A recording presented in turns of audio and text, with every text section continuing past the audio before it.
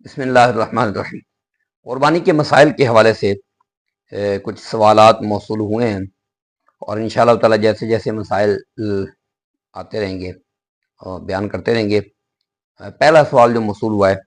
وہ ایک بھائی نے پوچھا ہے کہ ہم دو بھائی ہیں اور ہم مل کر پیسے ڈال کے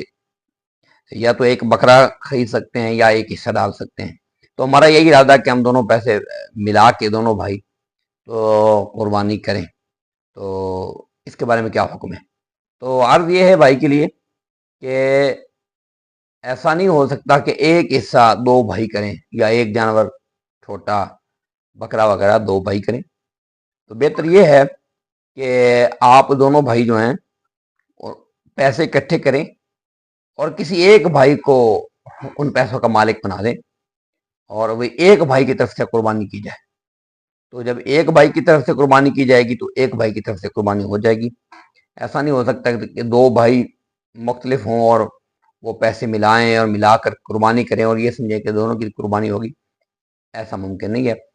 ایک کی قربانی ہوگی، وہ چاہے جس کی آپ کرنا چاہیں، ایک بھائی کو چاہیے کہ وہ اپنے پیسوں کا دوسرے بھائی کو مالک بنا دے اور اس کے نام کی قربانی کی جائے، اور جس کے نام کی قربانی کی جائے گی اس کے نام کی قربانی ہو جائے گی۔ دوسرا سوال موصول ہوا ہے کہ ہم اپنے فوت شدگان جو ہیں ان کے بارے میں اگر ان کے لیے قربانی کرنا چاہیں تو اس کا کیا حکم شرعی ہے، کہ ہم کر سکتے ہیں یا نہیں؟ دیکھیے، ایصال ثواب کی ایک شکل ہے کہ اپنے فوت شدگان کی طرف سے قربانی کرنا۔ اس کے بارے میں ایک بات یاد رکھیے کہ اگر آپ خود صاحب نصاب ہیں اور آپ کے خود اپنے اوپر قربانی لازم ہے، واجب ہے، احناف کے نزدیک عند الاحناف قربانی واجب ہے، باقی ائمہ اس میں اختلاف کرتے ہیں، اور اس کے دلائل بعد میں بات کریں گے اس کے اوپر کہ قربانی واجب ہے یا نہیں واجب ہے، انشاءاللہ اس کے لیے الگ سے کلپ بنائیں گے۔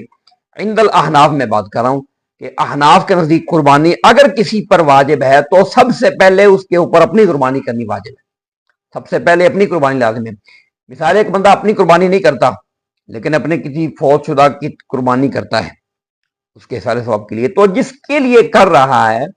اس کی قربانی تو ہو جائے گی، اس سارے ثواب کی بات ہے، اس کے لیے ہو جائے گی، لیکن اس کے اوپر اپنے اوپر اپنی قربانی جو ہے وہ لازم ہی رہے گی، اپنی قربانی اس سے ساقط نہیں ہوگی، یعنی اپنی قربانی جو اس کے اوپر لازم اور واجب ہے وہ اس کے ذمہ ہی رہے گی، جس کی کرے گا اس کی ہو جائے گی۔ تو جب ایسا بندہ ہے جو صاحب نصاب ہے اور اس کے اوپر قربانی واجب ہے تو اس کے لیے حکم یہ ہے کہ وہ اپنی قربانی ادا کرے گا، اپنی قربانی کے ساتھ دوسری قربانی کے طور پہ اگر وہ کسی فوت شدہ کے لیے کرتا ہے قربانی تو انشاءاللہ تعالیٰ اللہ کی بارگاہ سے یہ امید ہے کہ اللہ تعالیٰ ضرور کو بھی ثواب عطا فرمائے گا۔ تو پہلے اپنی قربانی ہے، اپنی قربانی نہیں کرے گا اپنی اس کے ذمہ رہے گی، جس کی کرتا ہے اس کی انشاءاللہ تعالیٰ ہو جائے گی۔ مجھے امید ہے کہ آپ کو مسئلہ سمجھ آ چکا ہوگا۔